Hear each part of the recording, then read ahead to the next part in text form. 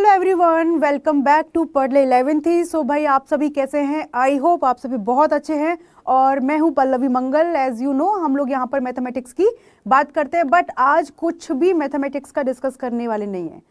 कोई भी टॉपिक या कोई भी चैप्टर आज डिस्कस नहीं करेंगे। आज सिंपली हम लोग जनरल बातें करने वाले हैं। बहुत सारे बच्चों को प्रॉब्लम है, बहुत सारे ऐसे बच्चे हैं जिन्होंने अभी तक स्टडी स्टार्ट भी नहीं की है, और बहुत सारे बच्चे जो स्टडी स्टार्ट कर चुके हैं लेकिन उनको फील हो रहा है कि मैम हम कैसे अच्छा परफॉर्म करेंगे अपने एग्ज़ाम्स में। हमारे इतने सारे चैप्टर रहते हैं, इतना कवर हो गया लेकिन पुराना भी भूलते जा रहे हैं।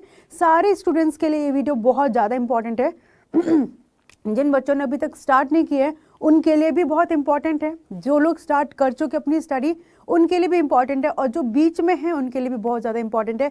सो आज का पूरा वीडियो बेटा बहुत इंपॉर्टेंट है, क्योंकि पढ़ाई के साथ साथ आप सभी को भी पता है कि हमें बीच में थोड़ी छोटी मोटी बातें करनी चाहिए, क्योंकि जिससे अपने को आइडिया लगता है कि हम किस ट्रैक पर चल रहे हैं। जब आपको रास्ता ही नहीं पता, आप चलते जा रहे हो, रास्ते के बारे में ही क्लैरिटी नहीं है, बीच में पता चले हर्डल आ गया, आप वहाँ पर फंस गए। तो पहले से हम कहीं भी जाते हैं, कहीं ट्रेवल करते हैं तो पूरा उसका मुआयना करके जाते हैं ना, पूरा उसके बारे में इंफॉर्मेशन ले करके जाते हैं कि रास्ता कितना क्लियर है, वहाँ जाके डेस्टिनेशन पर कुछ अपने को मिलेगा कि नहीं मिलेगा। ईच एंड एवरीथिंग अपना पूरा हम लोग पहले से प्लान करके तब भी हम लोग घूमने निकलते हैं, सबको पता है। तो वैसे ही कुछ समझो कि हमारी स्टडी करना है, दैट इज़ योर, कि करते ही रहना है। लेकिन क्या हम लोग जिस रास्ते पर चल रहे हैं, जिस पेस से हम लोग स्टडी कर रहे हैं, जिस आइडिया से अभी आप स्टडी कर रहे हो, क्या वो परफेक्ट है? क्या उससे आप लोगों को जो आपके गोल्स हैं, जो आपके एग्ज़ाम में आपके मार्क्स आने चाहिए, क्या आपको इतना मिलेगा? वो सब आज की क्लास में हम लोग बात करने वाले हैं। सो आप लोग आज का वीडियो कंप्लीट देखने के बाद आप कमेंट बॉक्स में मुझे कमेंट करके बताओगे कि क्या आप लोग की प्रॉब्लम्स हैं, क्या आप लोगों को यहाँ से क्लियर हुआ, कितनी आप लोगों की प्रॉब्लम्स रिजॉल्व हुई, because it is a motivating factor for you and me also. Okay, so mainly कि लास्ट डेज आपके चल रहे हैं एक तरीके से, तो लास्ट मंथ स्ट्रेटेजी किस तरीके से प्लान करें अपने लिए, सो स्टार्ट करते हैं। ठीक है, यहाँ पर आराम से देखो। सबसे पहली बात, खुश रहना सबसे ज़रूरी है। आई बिलीव इन दैट कि खुश रह के बालक या कोई भी इंसान, हम जनरल बातें करें कि मैं अपनी ही बात करूं, कि हम जितना पॉजिटिव रहेंगे, जितना खुश रहेंगे, उतना अपनी एफिशिएंसी जो है बढ़ जाती है। कुछ बच्चों को लगता है कि नहीं मैम, मैं जब टेंशन में आता हूँ ना तब मेरी एफिशिएंसी बढ़ती है। वो बहुत शॉर्ट टर्म एफिशिएंसी होती है। फील तो होता है कि बढ़ गई एफिशिएंसी, आप बहुत जल्दी जल्दी स्पीड में स्टडी करना स्टार्ट करते हो, तो रीडिंग करना स्टार्ट कर देते हो, बट होता क्या है, वो बहुत शॉर्ट टर्म के लिए आपको याद रहता है। आपने वापस रिवाइज नहीं किया तो मेमोरी से वो फेड अप हो जाता है, राइट। तो सबसे पहली बात अपने को हमें हमेशा चीयर अप रहना चाहिए लाइफ में। चीयर अप का मतलब ये नहीं है, चीयर अप का मतलब बच्चे गलत निकालते हैं कि मैम ने कहा है चीयर अप रहो, तो मस्ती से टीवी देख रहे हैं, अपना एंटरटेनमेंट कर रहे हैं, मस्ती कर रहे हैं, घर में रिलेटिव्स आ चुके होंगे कोई ना कोई, तो उनके साथ अपना टाइम स्पेंड करें। नहीं, प्रॉपर एक स्केड्यूल बना लो।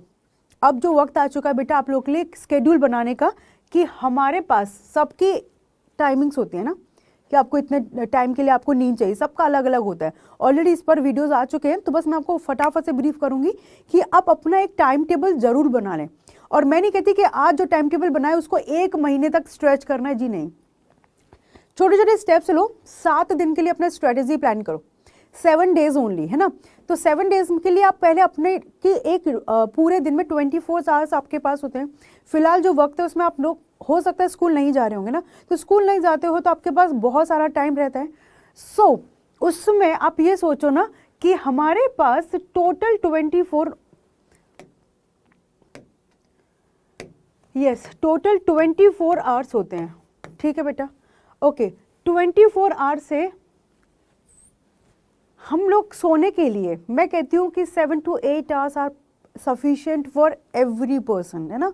स्टूडेंट्स की लाइफ में तो लोग फिर भी कम सोते हैं, बट 7 से 8 से ज़्यादा घंटे आपको नहीं सोना है। मतलब कुछ होते हैं जो 7-8 आवर्स से ज़्यादा की नींद लेते हैं, तो वो अकॉर्डिंगली देखना, बट मेरे अकॉर्डिंग 8 आवर्स आर मैक्सिमम। बहुत होता है भाई 8 घंटे। अब एक नींद और एक भूख, कहते हैं ना स्लीप एंड हंगर, जितना इनको स्ट्रेच करते जाओ, बढ़ाते जाओ, उतनी बढ़ती जाएंगी, इनकी कोई लिमिट नहीं है। और जितना मिनिमम करते जाओ आराम से उस पर भी आपकी लाइफ चलती है, कोई कभी प्रॉब्लम्स नहीं आती।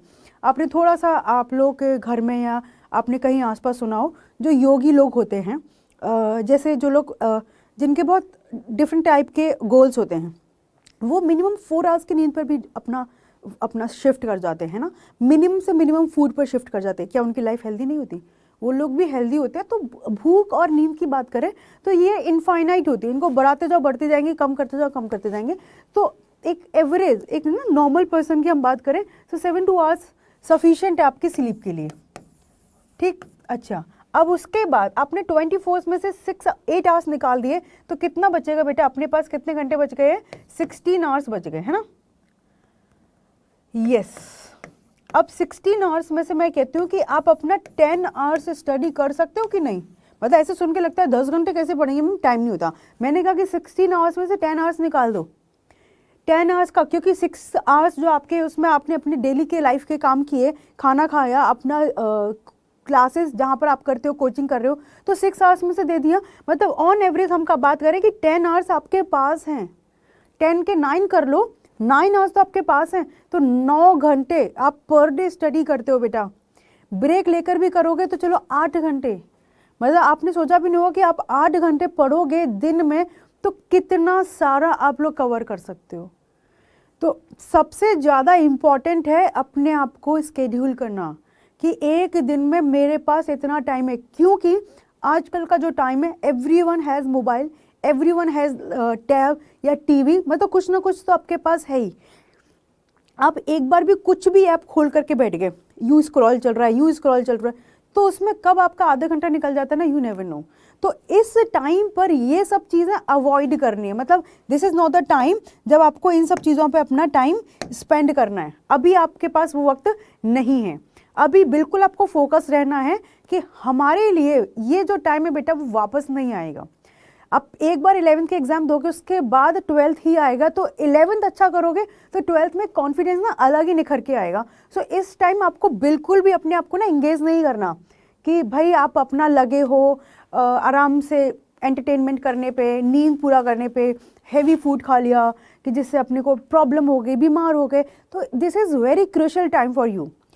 बहुत केयरफुल रहना है अपने को। कोई ऐसा नहीं कि कहीं शादी में चले गए, भर पेट खा के आ गए इतना सारा कि एसिडिटी हो गया या वॉमिटिंग हो गई। ये बहुत छोटे छोटे से पॉइंट्स हैं जो हम ध्यान नहीं रखते।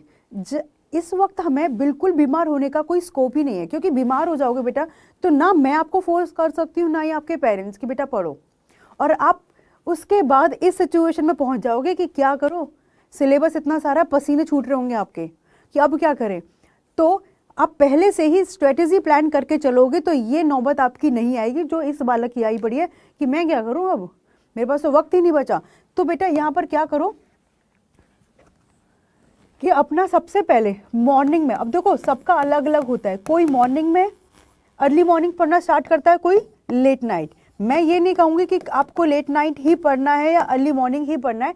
इट डिपेंड्स ऑन यू कि किस टाइम पर आपकी स्टडी अच्छी होती है, किस टाइम पर आप पढ़ना चाहते हो। मॉर्निंग में पढ़ना चाहते हो तो बहुत अच्छी बात है, लेट नाइट पढ़ना चाहते हो तब भी अच्छी बात है। मेक श्योर कि आपकी जो स्टडीज़ हो रही हैं वो हमारी एक तरीके से मीनिंगफुल हो रही हैं, जस्ट हम रीड नहीं कर रहे हैं। और अपनी हर सब्जेक्ट को कैटेगराइज करो। कैटेगराइज का मीनिंग क्या है कि आपके पास सपोज करो 5 to 6 सब्जेक्ट्स हैं, ठीक है, तो एक दिन में आपको 2 या 3 सब्जेक्ट को पढ़ना है। हर दिन सारी पढ़ोगे तो बहुत कम पढ़ पाओगे ना, तो हर दिन 2-3 सब्जेक्ट को आपको पढ़ना है। तो इस तरीके से आपको अभी इस टाइम पे किस सब्जेक्ट में सबसे ज़्यादा डर लगता है, सबसे ज़्यादा इंपॉर्टेंट है कि किस सब्जेक्ट में आपको डर लगता है, उस सब्जेक्ट को अभी टाइम देना स्टार्ट करो। क्योंकि अभी डर लगता है ना, और थोड़े टाइम बाद तो एग्जाम्स का भी डर आ जाएगा, तो उस सब्जेक्ट के ऊपर डबल आपका खौफ चला जाएगा कि इसको कैसे पढ़ो। सो जिस सब्जेक्ट में आपको सबसे ज़्यादा प्रॉब्लम है ना इस टाइम पे, उसको आप पिक कर लो। हो सके तो उसको पूरा एक दिन भी लगा दो, कोई दिक्कत नहीं, बट आप बोर फील करोगे तो उसको आराम से मॉर्निंग या इवनिंग में एक टाइम पढ़ो और एक टाइम अपना जो सब्जेक्ट आपको सबसे ज़्यादा अच्छा लगता है उसको करो, क्योंकि कंपनसेट हो जाएगा ना। एक बहुत ऐसी चीज़ की बहुत दुख करके पढ़ाए, और एक ऐसा है कि हमको आता है बस उसको रिवाइज करना है, तो ऐसा कुछ तो पढ़ा ही होगा ना। आपने अभी तक कुछ भी नहीं पढ़ा है, कोई ऐसे बच्चे हैं जिन्होंने कुछ भी नहीं पढ़ा है, तो आप क्या करो बेटा, हर दिन, मतलब हफ्ते में हमारे पास 7 डेज होते हैं, ठीक है, हमने उसमें से 3 डेज में ब्रेक किया, संडे को भी अलग से रखते हैं। एक दिन में आपने कोई भी 2 सब्जेक्ट उठाने हैं, मतलब 6 डेज में आपने एक दिन में 2 सब्जेक्ट लेनी है, अगले एक दिन में 2 सब्जेक्ट, अगले एक दिन में 2 सब्जेक्ट। इस तरीके से आप अपनी हर सब्जेक्ट के दो चैप्टर कवर कर सकते हो। मतलब मैं कहती हूँ एक दिन में एक चैप्टर कवर करोगे एक सब्जेक्ट का, तो टोटल पूरे वीक में कितने कवर हो जाएंगे? 12 चैप्टर। 12 चैप्टर टोटल सब्जेक्ट का मिला करके हम बात करें। जिन्होंने कुछ भी नहीं पढ़ा है उनके लिए, जिन्होंने ऑलरेडी स्टडी की हुई है वो आराम से अपने आप को ऊपर, मतलब इनसे ऊपर लेकर के जा सकते हैं। हाउ? आपने पहले से पढ़े हुए चैप्टर हैं तो एक दिन में ऐसे अपना स्टार्ट करो कि हमें आज 3 चैप्टर कवर करने हैं, ठीक है? हमें 3 चैप्टर्स कवर करने हैं, सपोज करो। बहुत छोटा सा मैं एग्जांपल ले रही हूँ। तो एक चैप्टर ऐसा उठा लो जो हमें बहुत डर लगता है ना, सबको, जिन्होंने रिवाइज कर रखा है, जिन्होंने किया भी उनको भी कि ये टफ लगता है। तो एक चैप्टर ऐसा उठा लो जो टफ है, एक चैप्टर ऐसा उठा लो अपना जो सिंपल है।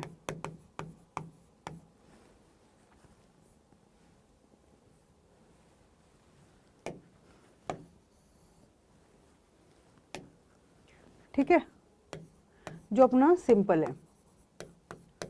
और एक चैप्टर ऐसा उठा लो जो अपना बीच का है ना, कि चाहे वो मेरे हिसाब से टफ वाली साइड में उठा लो, कि सिंपल चैप्टर तो हमें ऑलरेडी आते हैं, वो तो हमारे पास टाइम कम भी होगा ना, फटाफट से रिवाइज कर देंगे। अभी थोड़ा सा फ्रेश माइंड है तो अभी सारे वो टफ चैप्टर्स जिनमें हमें रिवीजन की ज़रूरत है या फिर हमें जिनको आराम से बैठ के प्रॉपर टाइम देने की ज़रूरत है, उन चैप्टर्स को उठाओ और एकदम से बर्डन मत लाओ। होता क्या है, ये भी काम करना है, ये भी काम करना है, ओके ये चैप्टर भी करना है, अच्छा उस सब्जेक्ट का ये भी रहता है। ऐसे सोच के आप इन दी एंड कहीं नहीं ब्रेक करोगे, इस सिचुएशन में पहुंच जाओगे कि बस सारी सब्जेक्ट यहाँ रख लिया, सारी बुक्स यहाँ रख लिया और पढ़ाई हो भी नहीं पाएगी कि अरे। तो जो आपका यहाँ पे आप स्टडी कर रहे हो ना, मेक इट वेरी सिंपल। आराम से बैठो, आराम से स्टडी करो, अपनी खुद से प्रॉमिस करो कि हम अच्छा करेंगे। Be positive. मेरा हमेशा लाइफ में एक फंडा चलता है कि पॉजिटिव रहो। कोई भी डिफिकल्ट सिचुएशन आती हैं, या तो वो तुम्हारी वजह से आई है, किसी और की वजह से, ब्लेम करने से कुछ नहीं हुआ। आ तो गई ना सिचुएशन, ये आ जाएगी, तो आप पॉजिटिव रहो। और ऐसे नहीं सिर्फ पॉजिटिव रहने से काम चल जाएगा। पॉजिटिव का मीनिंग होता है वर्क अकॉर्डिंगली, कि आपको अभी लगता है कि मेरे एग्जाम में मार्क्स कम रह जाएंगे, तो बेटा अभी भी आपके पास वक्त है।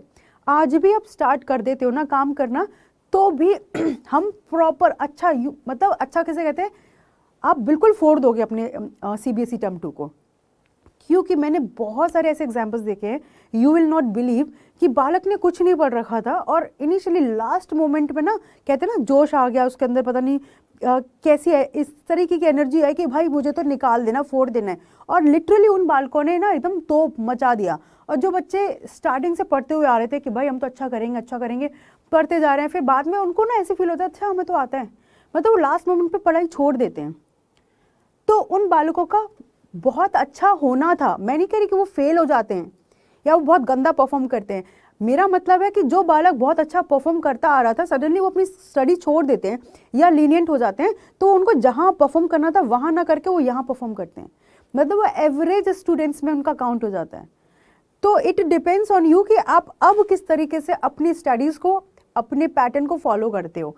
तो अब वक्त आ चुका है, अपना एक टाइम टेबल बनाओ और प्रायोरिटी पर उस पर होना चाहिए good food, good amount of sleep and good amount of study. सिर्फ 3 अपने पैरामीटर्स होने चाहिए इस टाइम पे।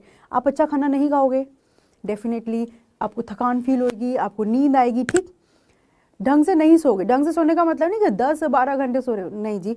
आइडियली आपकी सबकी हेल्थ अलग अलग होती है, किसी को 6 आवर्स में कंप्लीशन फील होता है, किसी को 8, किसी को 9, ठीक है। 9 तो मतलब मुझे लगता है 8-9 घंटे तो सफिशिएंट है, इससे ज़्यादा तो आपकी हैबिट खराब है, ज़्यादा सोते हो तो, बी फ्रैंक, ठीक है। तो अपने को 7-8 घंटे की नींद पूरी करनी है। उसके अलावा जो बचा हुआ टाइम है उसमें सिर्फ अपने माइंड में चलना चाहिए कि हमें इस स्टडी को, इस चैप्टर को आज कवर करना है, इस चैप्टर को आज कवर करना है, इस चैप्टर को आज कवर। क्योंकि आपके माइंड में जो चीज़ चल रहा होता है ना, कहते हैं ना कोई भी काम करने से पहले वो काम यहाँ कंप्लीट होता है। कभी सुना है किसी को? कभी आप मोटिवेशनल लेक्चर सुनते हो, मोटिवेशनल स्पीकर्स को सुनते हो, एवरीथिंग इज़ वेरी गुड। जैसे हम लोग क्या करते हैं, अच्छी बॉडी के लिए, अच्छी बॉडी मतलब हेल्दी बॉडी के लिए हम एक्सरसाइज करते हैं। अच्छे माइंड के लिए क्या होता है, इसके लिए भी हम मोटिवेशनल स्पीच सुनते हैं, मोटिवेशनल थिंकिंग हम खुद को देते हैं, that is a exercise for mind. इसको भी तो एक्सरसाइज चाहिए ना। तो इसकी एक्सरसाइज ऐसे तो है नहीं कि धूम धूम धूम करके एक्सरसाइज कर लिया, इसके लिए एक्सरसाइज है कि आप अच्छी बुक्स रीड करो। बट इस टाइम पर अभी अपने पास वक्त नहीं है कि आप पता चले कोई नॉवेल उठा के बैठ के, नो, आराम से 2 लाइन पढ़ लो, 2 लाइन सुन लो कहीं से, आप सभी को पता है। तो 2 लाइन बहुत होती है। अपना दिन स्टार्ट करना है, मोटिवेशनल अच्छा सा सुनो, और नेगेटिव बातें किसी की नहीं सुननी इस टाइम पे। हो सकता है बहुत सारे आपके ये स्टूडेंट आपको ना बहकाने की कोशिश करेंगे, आपके संग साथी लोग, अरे यार मेरी ना पढ़ाई नहीं हो पा रही है, तेरी हो रही है क्या, यार मेरा तो बिल्कुल भी आजकल ऐसे मन ही नहीं करता पढ़ने का। उसने नेगेटिव थॉट आपको दे दिया, मेरा मन ही नहीं करता, तो आपको लगा हाँ यार मेरा भी मन नहीं करता। उन लोगों से इंटरेक्ट करना ही बंद कर दो। बहुत सिंपल फंडा है, जितना पॉजिटिव रह के आप अपना स्ट्रेटेजी प्लान करोगे और उसी पाथ पर फॉलो करते रहोगे ना, तो बिल्कुल बेटा आपका एग्जाम अच्छा हो जाएगा। जिस दिन पेपर हो जाए उस दिन यू कैन डू कि जितनी मस्ती करनी आराम से करना। क्लियर है? तो सबसे इंपॉर्टेंट थिंग, अपने को अच्छा फूड लेना है। अच्छा फूड में न्यूट्रिशन फूड, दूध दही, घर में जो भी अपने को कि घर का खाना, बाहर के खाने पे डिपेंड नहीं, क्योंकि पता है ना बीमारियां भी बहुत फैल रही हैं। सो स्टिक ऑन होम फूड पे, है ना। साथ के साथ नींद का हो गया। उसके बाद third and most important aspect is your study. तो जितने मन लगा करके और जितने अच्छे तरीके से अपना स्टडी करोगे दैट इज़ बेटर। इसी के साथ आता है शॉर्ट नोट्स बनाना। अब हम मैथ की बात कर रहे हैं, तो मैथ की बात में हम बात करें कि मैम शॉर्ट नोट्स की हम बात करने वाले हैं तो कैसे करेंगे। तो इधर आओ, सबसे पहले इंपॉर्टेंट है फॉर्मूलाज। अब जब आप स्टडी करना स्टार्ट कर चुके हो या कर रहे हो, सो एक या तो डायरी बना लो। डायरी कोई इंपॉर्टेंट थिंग नहीं है, पेपर ले लो कहीं से भी निकाल के, उस पर अपने फॉर्मूलाज लिखो। एक जगह पर फॉर्मूला लिखे होंगे ना, तो जब आप पेपर देने जा रहे होंगे तो सारे के सारी बुक्स को इधर उधर पलट के देखने में बहुत सारा टाइम लगेगा। फॉर्मूला शीट एक साथ आपके सब पास बनी होगी ना, तो बहुत ईजीली यू कैन रिवाइज, है ना। रात एग्जाम होने से जस्ट पहले वाले दिन आप आराम से उनको रिवाइज कर सकते हो। एंड अब बच्चों को आता है कि मैम मैथ में रिवीजन कैसे करें। बहुत सारे बच्चों का यही डाउट आता है कि मैथ में रिवीजन हम लोग कैसे अपना स्टार्ट करें। सो मैथ के रिवीजन के लिए मैं आपको बताऊं, सबसे नंबर 1 फॉर्मूला अपने को याद होना चाहिए। फॉर्मूलाज याद नहीं है तो हम काम कैसे करेंगे, ठीक है। एंड इसके साथ साथ जब हम क्वेश्चन प्रैक्टिस कर रहे हैं, है ना, क्वेश्चन प्रैक्टिस कर रहे हैं और हमारा जब लगता है कि ये सब टॉपिक कवर हो चुका है, तो उस चैप्टर में जाकर के आपको जब कर रहे थे उसी टाइम में फील अपने आप फील हो जाता है कि भाई ये क्वेश्चन तो मेरे से बना ही नहीं एक बार में, ये इस क्वेश्चन को करने के बाद लगा वाह ऐसा क्वेश्चन तो मस्त है। मतलब कुछ लाइक 10 क्वेश्चन को आप टिक करके जा सकते हो उस चैप्टर से कि ये क्वेश्चन मेरे से बना नहीं, इट इज़ डिफिकल्ट, ये क्वेश्चन मुझे फील हो रहा है। क्योंकि आप जब क्वेश्चन प्रैक्टिस करोगे तो अपने प्रीवियस ईयर के पेपर का भी क्वेश्चन प्रैक्टिस करोगे। ये हमेशा अपने लिए लाइफ टाइम के लिए एक बात याद रखना, not for CBSE, for every competitive exams, for every exam. ये एक स्ट्रेटजी है कि जब आप किसी पेपर की प्रिपरेशन कर रहे हो ना, तो फॉर श्योर कि आप उसके लास्ट 10 ईयर्स के पेपर्स को सॉल्व ज़रूर करोगे, क्योंकि उससे हमें एक आइडिया लगता है कि किस टाइप के क्वेश्चन जो है हमेशा पूछे जाते हैं। 1 या 2 साल के करने से भी ना वो आइडिया नहीं मिलता, एटलीस्ट 5 ईयर्स के क्वेश्चन पेपर को हमेशा सॉल्व करो। तो मैं CBSE की बात करूँ ना, वहाँ से तो एक और बेनिफिट होता है, पूछो क्या। कई बार अपना पुराना क्वेश्चन ही उठ के आ जाता है, ऐसा एक्चुअली हुआ है। तो आप जब रिवाइज करते हो क्वेश्चन को अच्छे से रिवाइज करो। एंड हम लोग बात कर रहे हैं कि पेपर में लिखना है, या ऑब्जेक्टिव पेपर भी होगा, साथ के साथ लिखने वाला पेपर होता है। तो प्रॉपर लिखने वाला पार्ट है ना, जो सब्जेक्टिव क्वेश्चंस होंगे बहुत प्रॉपर वे में लिखना है, क्योंकि मार्क्स वहाँ रिड्यूस हो जाते हैं। आपका आंसर सही आएगा that is perfect, but exam में जब अपने को लिखना है तो वो भी अपने को स्ट्रेटेजी, तो ऐसा तो नहीं कि एक दिन में उस दिन सीख जाएंगे। बच्चों का क्या एक थॉट प्रोसेस रहता है, अरे आज तो आंसर निकाल देते हैं, कल हम जब पेपर में जाएंगे ना वहाँ लिख लेंगे, वहाँ हो जाएगा। ऐसा कुछ हुआ आज तक कि जिस दिन हम काम करने बैठे उस दिन वो सक्सेस हमें मिल गई? तो एटलीस्ट आप अपने सैम्पल पेपर जो करोगे उनको प्रॉपर रिटर्न करके प्रॉपर तरीके से करोगे, जिससे आपको एक आइडिया रहेगा कि मुझे एग्जाम में किस तरीके से करना है। इससे होगा क्या, अपने को स्पीड के बारे में एक तो अपने को स्पीड के बारे में पता चलेगा, ठीक है। एक अपने को कि हम एग्ज़ाम जब हमारे पास पेपर सामने होता है, स्टिल जब एग्ज़ाम हॉल में आप बैठे होंगे ना, वहाँ पे एक प्रेशर फिर भी डिफरेंट होगा।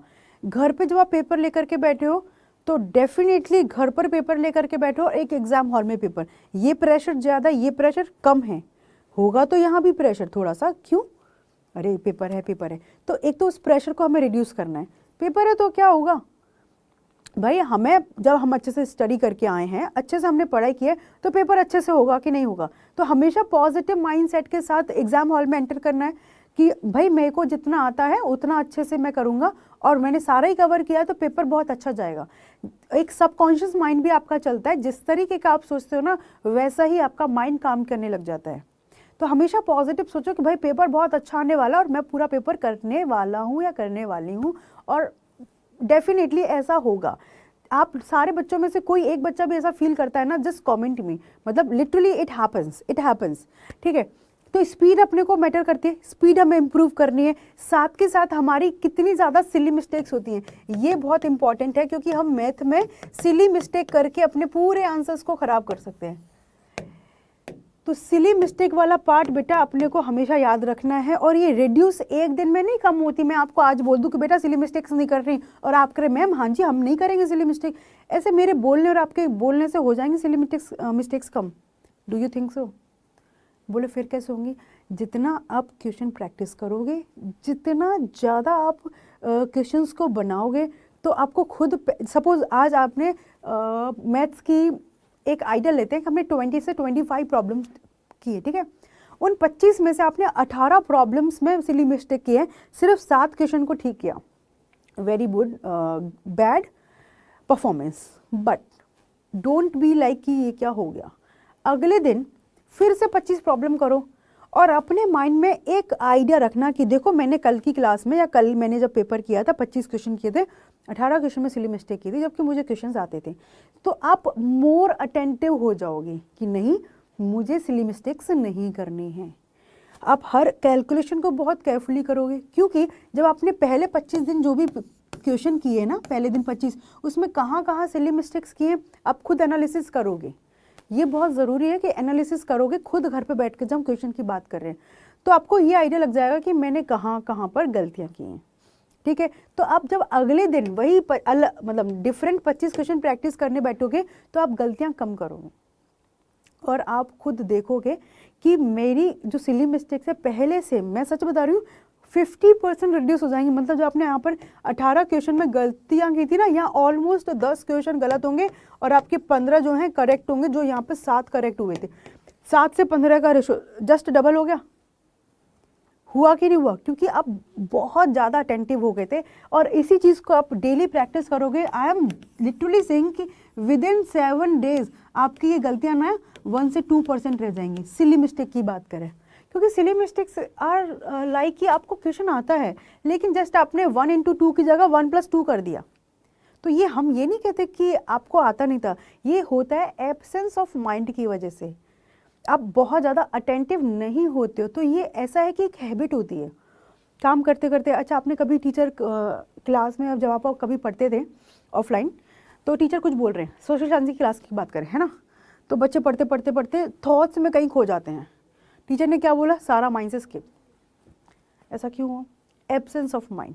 तो वो हमें ना फोर्सफुली अपने आप को उधर प्रेजेंट रखना पड़ता है। तो जब आपकी मिस्टेक्स होंगे और आप खुद उन मिस्टेक्स को सही करना चाहोगे, तो बार बार हर दिन नए 25 क्वेश्चन प्रैक्टिस करो, हर दिन नए 25 क्वेश्चन प्रैक्टिस करो। तो मैं सच बता रही हूँ, आपके अगले 7 दिन में सिली मिस्टेक्स कम हो जाएंगी। तो ये एक प्रैक्टिस से आएगा। मैं सिर्फ बोल दूं कि बेटा सिली मिस्टेक्स नहीं करनी और आप अगली क्लास में कहो कि हाँ मैम नहीं करेंगे, जी बिल्कुल सही है। करने और बोलने से नहीं होता, आपको प्रॉपर इनको प्रैक्टिस करना पड़ेगा। सिली मिस्टेक्स से मुझे बहुत ज़्यादा एलर्जी है, क्योंकि क्वेश्चन आते हुए भी हम अपना माइनस या 0 करवा के आते हैं। No silly mistakes. तो इस पर आप लोगों को काम करना ही करना है, ठीक है। और एक रही बात स्पीड की, स्पीड पे भी अपने को काम करना है, क्योंकि अपने को पता है अपना पेपर काफ़ी लेंदी आता है, तो कुछ बच्चे स्पीड की वजह से अपना क्वेश्चन पेपर छोड़ देते हैं। तो स्पीड कैसे मेंटेन होगा, अगेन ये भी हमारा प्रैक्टिस का काम है। तो अब मैंने जो आपको बोला कि आपको हर दिन 25 क्वेश्चन प्रैक्टिस करने हैं, तो इससे आपके 2 काम हो रहे हैं। एक तो स्पीड आप इम्प्रूव कर रहे हो एंड अपना सिली मिस्टेक्स पे भी काम कर रहे हो। और अलोंग विद इससे क्या होगा बेटा कि आप इतने सारे क्वेश्चन प्रैक्टिस कर रहे हो, तो डेफिनेटली कोई ना कोई टॉपिक तो प्रैक्टिस कर ही रहे हो ना, तो आपके साथ के साथ मैथ के सारे चैप्टर से रिवाइज हो जाएंगे। कहते हैं ना एक तीर दो काम, तो यहाँ पर हमारे एक तीर सारे काम। तीर क्या है कि डेली हमें नए 25 क्वेश्चन प्रैक्टिस करने हैं। तो 25 नए क्वेश्चन कहाँ से आएंगे, सैम्पल पेपर उठाओ, है ना, अपने कोई भी। और कब कर पाओगे प्रैक्टिस, जब हम डेली स्टडी कर पाएंगे। ठीक है, बात समझ में आई? आई होप आपको समझ में आ रहा है कि मैं आपको किस ट्रैक पर ले जाने की बात कर रही हूँ। तो इम्पॉर्टेंट थिंग, हम मेरी इस वीडियो के बाद I think you can remember कि 3 चीज़ इंपॉर्टेंट है, good food, good sleep and good studies. Good study के अंदर हम जब जाएंगे तो हमारी स्टडी जो है प्लान्ड होनी चाहिए, फोकस होना चाहिए कि हम क्यों क्या कर रहे हैं। हम डेली क्वेश्चन प्रैक्टिस कर रहे हैं तो क्यों कर रहे हैं कि हम एक तो चैप्टर अच्छे से आए, हमारी स्पीड इंप्रूव हो और हमारा सिली मिस्टेक्स कम हो। क्लियर है? और एक तरीका आएगा लिखने का कि किस तरीके से प्रेजेंट करना है चीज़ों को। Is it clear? बात समझ में आई? इसी के साथ छोटा सा कोट आपके सामने है। क्या कह रहा है? Push harder than yesterday if you want a different tomorrow. क्या मीनिंग है बेटा इसका? पुश हार्डर देन यस्टरडे, हर दिन अपने आप को, जो हमने कल किया था, यस्टरडे बीता हुआ कल, जो हमारा कल निकल गया, जो पास्ट बन चुका है, उससे ज़्यादा आज हमें अपने आप को पुश करना है, ज़्यादा अपने आप को अच्छे से स्टडी करनी है। मतलब हमारे यहाँ पे मोटिव सारे स्टडी से है, तो सारा का सारा फोकस हमारे स्टडीज़ पे है कि कितनी आप हार्ड वर्क कर सकते हो। Push harder than yesterday if you want to a better tomorrow, if you want to a different tomorrow. Different मतलब इन द बेटर सेंस। भाई देखो, जिसने मेहनत की है उसी ने पाया है, जिसने मेहनत नहीं की है उसको कुछ नहीं मिला है। ये इस दुनिया का सत्य है, सबको पता होगा, राइट? सो बिल्कुल लग जाओ अपनी स्टडीज़ पे, कुछ भी मत सोचो। इस टाइम आपके लिए बहुत इंपॉर्टेंट टाइम है आपकी लाइफ का।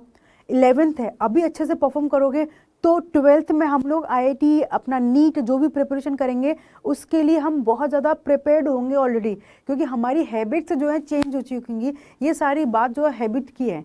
ठीक है बेटा? एंड साथ के साथ है stay positive, work hard and make happen. Basically आप जितनी अच्छे से स्टडी करोगे, पॉजिटिव रहो और अच्छी मेहनत करो, सब कुछ आपको आपके अकॉर्डिंग मिलेगा। बट एक स्ट्रेटेजी के साथ, स्ट्रेटेजी प्लान करोगे, देन आपकी चीज़ें अकॉर्डिंगली वर्क करती जाएंगी। कुछ बच्चों को हो सकता है टर्म 2 में जो सिलेबस आ रहा है उनके बारे में ही अभी उनको पता ही ना हो, तो मैं आपके लिए थोड़ा सा ये लेकर के आई कि आपको यहाँ पता चले कि किस यूनिट से कितने मार्क्स का पेपर आने वाला है। ठीक है? सेट्स एंड फंक्शन है ना, अपना यहाँ से मिलेगा बेटा 5 का। एलजेब्रा के अंदर है हमारा 11 नंबर का, कोऑर्डिनेट ज्योमेट्री से है 9 नंबर का, कैलकुलस से है अपना 6 नंबर का, स्टैटिस्टिक्स और प्रोबेबिलिटी से है 6 नंबर का। तो टोटल हमारा ये बनेगा बेटा अपना कितना, 40 मार्क्स का पेपर ये। और 10 मार्क्स उन्होंने बोला है इंटरनल असेसमेंट जो आपके स्कूल से होगा आई थिंक। तो टोटल अपना हो गया इस तरीके से 50 मार्क्स का। ठीक है? तो ये सिलेबस है अपना। बाकी आपको डिटेल में सिलेबस देखना है तो आप अपने CBSE की साइट पे जाकर के कि भाई इसके अंदर सेट्स एंड फंक्शन के अंदर क्या क्या अपने पास टॉपिक है, एलजेब्रा के अंदर क्या है, कोऑर्डिनेट ज्योमेट्री के अंदर क्या है, ये भी आप आराम से देख सकते हो। ठीक है बेटा? चलो, और साथ के साथ if you want you can win, you can win if you want. तो सब आपके ऊपर डिपेंड करेगा कि आप चाहते हो कि नहीं अभी हमें जीतना है, हमें अच्छा परफॉर्म करना है अपने एग्जाम्स में। Definitely you can, you can. Can क्या, तुम करोगे ही करोगे। आप आज अच्छे से प्लान कर लेते हो अपनी स्टडीज़ को कि मुझे कौन सा चैप्टर पहले करना है, ये प्रायोरिटाइज आपको अपने अकॉर्डिंग करना होगा। और इसके साथ साथ अपने को सैम्पल पेपर पर फोकस रखना है। मैंने क्या बोला? सैम्पल पेपर पर फोकस रखना है बेटा, क्योंकि सैम्पल पेपर नहीं करोगे तो हमें आइडिया नहीं लगेगा कि हमें कितना हमने स्टडी कर ली है और कितना हमें पेपर में क्वेश्चंस बनते हैं। सैम्पल पेपर करना बहुत ज़रूरी है। ठीक है? इसके बिना अपने को कुछ भी एक वो फील नहीं आएगी कि हमारी स्टडीज़ कितनी गुड राइट ट्रैक पर हैं। एंड अलोंग विद थोड़े टफ क्वेश्चंस करने हैं अपने को, जिससे क्वेश्चन कभी टफ आ जाता है तो हम इसको परफॉर्म कर पाएँ। तो NCERT एग्जाम्पलर करके अपने पास, सबके पास ऑनलाइन मिल जाती है, कुछ भी परचेज करने की ज़रूरत नहीं है अपने को, ऑनलाइन हर चीज़ अवेलेबल है। बट ऐसा नहीं कि पहले हमने NCERT किया नहीं, हम एग्जाम्पलर पे कूद गए।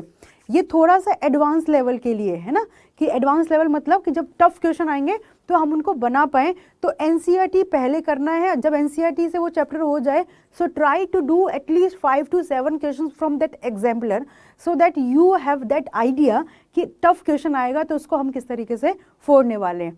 ठीक है, सो सारा फोकस यहाँ पर रखना है अपना कि पहले तो अपने को अच्छे से स्टडीज़ करनी है। एनसीईआरटी में मिसलेनियस क्वेश्चंस हैं, उनको एग्जाम्पल्स को कवर करना है। और जो बच्चों ने पहले से स्टडीज़ कर रखे हैं तो ये मत सोचना अरे इसमें तो हमारे लिए कुछ है ही नहीं, उन लोगों को मेंटेन करनी है। मेंटेन कैसे करते हैं किसी चीज़ को, भाई आपको पहले से कोई चीज़ें आती हैं तो उनको मेंटेन करना भी तो ज़रूरी है। मेंटेन करने के लिए आप रिवाइज करो। मैथ्स में तो बहुत अच्छा ऑप्शन होता है कि टफ क्वेश्चन प्रैक्टिस करने लग जाओ, तो वो बालक अपना एनसीईआरटी एग्जाम्पलर कर सकते हैं जिन लोगों ने ऑलरेडी स्टडी की हुई है। लेकिन कभी भी अपने को उस फेज में मत लेकर के जाना, अच्छा मुझे तो सारा आता है, मुझे क्या ज़रूरत है करने की। आपको डिग्रेड होने में ज़्यादा वक्त नहीं लगेगा, इसीलिए जो जहाँ पर है वहाँ से आगे ही जाना है। तो वहाँ से आगे की स्टडीज से मतलब है किसी ने पूरा एनसीईआरटी कवर कर रखा है, सारा रिवाइज कर लिया, so try to do that exemplar, है ना। किसी ने एनसीईआरटी नहीं किया तो पहले एनसीईआरटी करो, किसी ने बिल्कुल ही नहीं पढ़ा है तो बिल्कुल आराम से बेसिक थ्योरी कवर करके घबराना नहीं है कि जल्दबाजी के चक्कर में कुछ ही ना कर पाओ। एटलीस्ट तुम 5 क्वेश्चंस भी 5 चैप्टर भी करते हो ढंग से तो उनसे रिलेटेड क्वेश्चंस तो कर पाओगे। क्लियर है, बाकी ऐसा होगा नहीं, आपके पास सफिशिएंट टाइम है, आप लग जाओगे ना अभी भी कि एक दिन में मुझे 3 से 4 चैप्टर निकालने जिन्होंने कुछ नहीं पढ़ा। वैसे ऐसे बच्चे बहुत कम होंगे जिन्होंने कुछ नहीं पढ़ा, बहुत सारे बच्चे तो बहुत कुछ पढ़ चुके हैं, बहुत सारे बीच में आ चुके हैं, पर 0 लेवल पे तो आई डोंट थिंक सो कोई बच्चे होंगे। ठीक है बेटा, अच्छे से अपने को स्टडी करनी है, मोटिवेशन हमेशा रहनी चाहिए खुद के अंदर, कभी भी डिमोटिवेट नहीं होना। ये सोचना जब भी डिमोटिवेशन आने लग जाए कि नहीं मेरे से तो नहीं हो रहा, यही आता है, इसके अलावा कुछ नहीं होता। नहीं मेरे से तो नहीं हो रहा, नहीं मेरा तो अच्छा नहीं आएगा, मैं तो पेपर नहीं दूंगा। लास्ट क्या बच्चों का होता है, मैं पेपर नहीं दूंगा या मैं तो अच्छा परफॉर्म कर ही नहीं पाऊंगा। उसका नेगेशन सोचना कि अच्छा मैं नहीं दूंगा तो उससे क्या होगा, साल खराब होगा, एक साल पूरा बर्बाद हो जाएगा। और अभी हमने नेगेटिव सोचना स्टार्ट किया तो मेरा माइंड पॉजिटिव नहीं सोचेगा, तो मैं अपने से स्टडी जो है अभी जो हम स्टडी कर सकते हैं वो वक्त भी खराब कर देंगे। सो डिमोटिवेशन तो लाइक एग्जिस्ट ही नहीं करता आपकी डिक्शनरी में। हमको हर टाइम खुद को मोटिवेट रखे कि भाई आज का दिन तो हम यूटिलाइज करें, रोने का वक्त बाद में रोएंगे, इस टाइम तुम्हारे पास परेशान होने का रोने का कोई वक्त नहीं है। मेरा रोने से मतलब लिटरली रोने वाला नहीं, रोना मतलब परेशान रोना, अरे ये नहीं हुआ, अरे वो नहीं हुआ, ये कैसे होगा, वो कैसे होगा, ये क्या क्यों कैसे आपकी डिक्शनरी में से गायब कर दो एटलीस्ट फॉर 2 to 3 months। जब एग्जाम्स ओवर हो जाए आराम से उस टाइम बैठ करके जो रोना है रो लेना कि भाई मेरा तो पेपर अच्छा नहीं गया या अच्छा होगा कि नहीं होगा। कुछ लोगों की आदत होती है, बट वो नहीं करना अभी के टाइम पे। अभी आपके लिए कोई वक्त नहीं है इन सब चीज़ों पर फोकस करने का।